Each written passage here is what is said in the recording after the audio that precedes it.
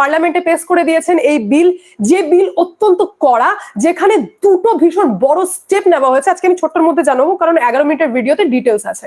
ছোট্টর মধ্যে জানিয়ে দিই, দুটো বড় স্টেপ নেওয়া হয়েছে। ফার্স্ট স্টেপ হচ্ছে যে বার্ডেন অফ প্রুফ, আমি ভারতীয়, আমি অসৎ উদ্দেশ্যে আসেনি, এর রেসপন্সিবিলিটিস অনলি সরকার কেন নেবে? এটা তো পাবলিকেরও তো কিছু দায়িত্ব থেকে থাকে। সুতরাং বার্ডেন অফ প্রুফ এটা সেই ব্যক্তিকে করতে হবে যে ব্যক্তি যে উদ্দেশ্য নিয়ে ভারতে রয়েছে, থাকবে বা আসবে বা আসছে, সেই ব্যক্তিকে প্রুফ করতে হবে first. And second, the most important, সেটা হচ্ছে যে ইন্টেনশনালি আর উইলফুলি যে ব্যক্তি ইলিগাল ডকুমেন্ট বানাতে সাহায্য করবে, তার এগেনস্টে নেওয়া হবে কড়া অ্যাকশন। এমনকি এটাও জানিয়ে দেওয়া হয়েছে স্বরাষ্ট্র দপ্তর থেকে যে একটা নেগেটিভ লিস্ট তৈরি করা হবে, যে নেগেটিভ লিস্টে নাম থাকবে সেই সমস্ত লোকদের যারা ইন্টেনশনালি উইলফুলি ভুল ফ্রড ভাবে ডকুমেন্টস দিয়ে এই ইলিগাল রোহিঙ্গা